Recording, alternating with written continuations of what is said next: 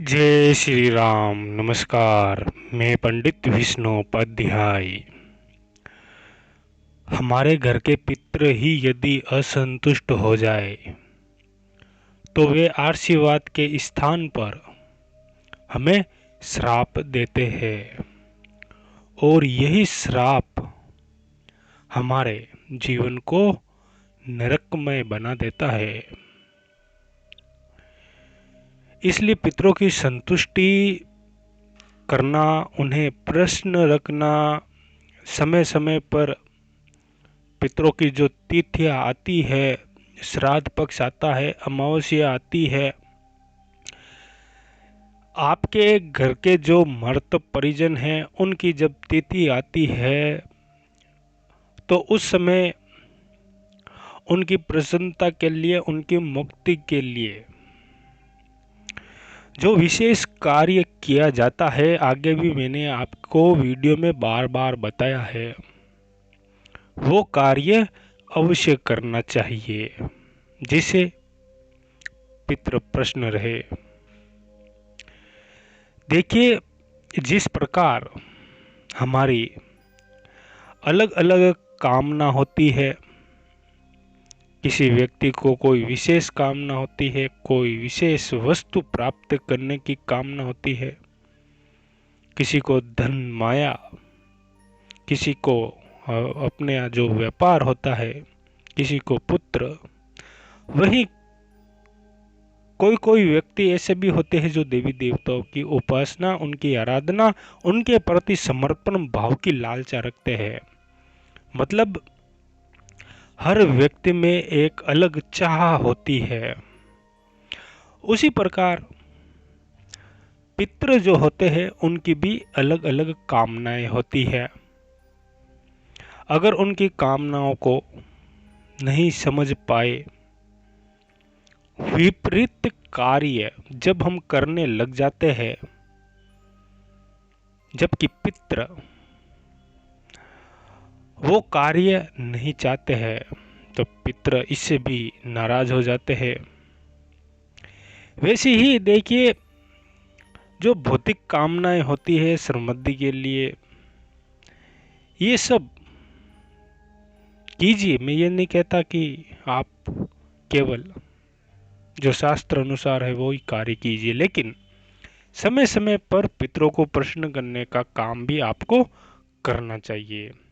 जो व्यक्ति अपने पितरों के निमित्त पूजा उपासना करता है, पितृ कर्मों को श्रद्धा के साथ पूर्ण करता है, तो उसे निश्चित रूप से अपने पितरों का आशीर्वाद ही मिलता है।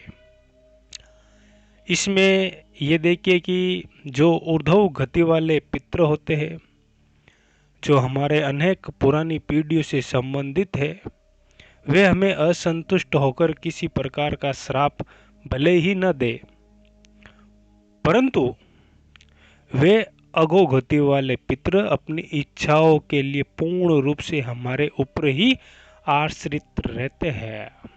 विशेष ध्यान रखना है आपको। यदि ऐसे पितृ असंतुष्ट हो जाए तो अवश्य ही श्राप देते हैं, पूरा परिवार बर्बाद हो जाता है। इस श्रापों के प्रभाव से पीड़ित के समक्ष विवाह नहीं होना, संतान जैसी बाधा उत्पन्न हो जाना, अनेक समस्याएं आनी शुरू हो जाती है। जो परिवार पहले पूर्ण रूप से संपन्न था, बहुत अच्छा व्यापार चलता था, घर में वंश बढ़ोतरी भी जिसका एक निश्चित समय आता है उसमें होती थी, लेकिन धीरे धीरे व्यापार नष्ट हो गया। परिवार के सदस्यों की धीरे धीरे उम्र के हिसाब से मृत्यु हो जाती है। इसके अलावा घर की जो बेटियां होती है उनका विवाह हो जाता है, लेकिन घर के जो बेटे होते हैं उनकी आयु बहुत अधिक बढ़ जाती है, लेकिन विवाह नहीं हो पाता। किसी कारण से विवाह हो भी जाए तो पुत्र प्राप्त नहीं होता। आगे चलकर ये समस्याएं और विकराल रूप लेना शुरू हो जाती है और वो घर धीरे धीरे खाली हो जाता है। मतलब इतना अधोगति वाले पितरों का श्राप जब लगता है तो ये सब चीजें देखने में आती है। मनुष्य अपनी भौतिक कामनाओं के लिए अलग अलग कार्यों के साथ ही अपने इष्ट देव की पूजा अर्चना भी उसको करनी चाहिए। इष्ट देव को हमेशा याद करते रहना चाहिए। बार बार प्रयास करने के उपरांत भी यदि आपको सफलता प्राप्त नहीं होती है तो इसका दोष अपने भाग्य को देने लग जाता है, लेकिन सच्चाई को स्वीकार नहीं करता है। सच्चाई को आपको स्वीकार करना है और सबसे पहले प्रथम देवता, घर के पितृ देवता, उनको आपको प्रश्न रखने के लिए अमावस्या तिथि, श्राद्ध पक्ष आता है, उनकी मृत्यु की जो तिथि आती है, या फिर आप अपने मन से जब चाहे कोई भी विशेष मुहूर्त में अपने पितरों के लिए कार्य कीजिए। कोई बाध्य नहीं है। जो भी आप दान पुण्य करना चाहते हैं, अपने पितरों के निमित्त ब्राह्मण भोजन करवाना चाहते हैं, वो सभी कार्य आप कीजिए। तो पितरों को प्रश्न रखना ये सबसे जरूरी होता है। आज के समय जब जिंदगी भागम भाग में बीत रही है, काम धंधों की व्यस्तता है, ऐसे में मैं आपको ये बता रहा हूं। अब इनमें से कौन व्यक्ति मेरी बात को सुने, कौन माने, ये आपके ऊपर है।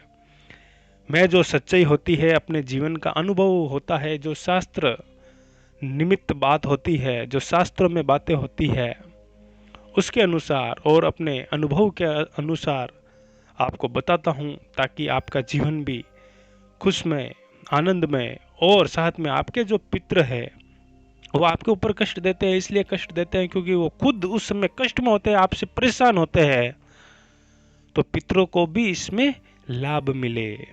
जब आप कोई उपाय करेंगे तो आपका लाभ, साथ में आपके पितरों का लाभ, वो खुश होंगे, तो आपके ऊपर पितृदोष जैसी समस्या नष्ट होगी।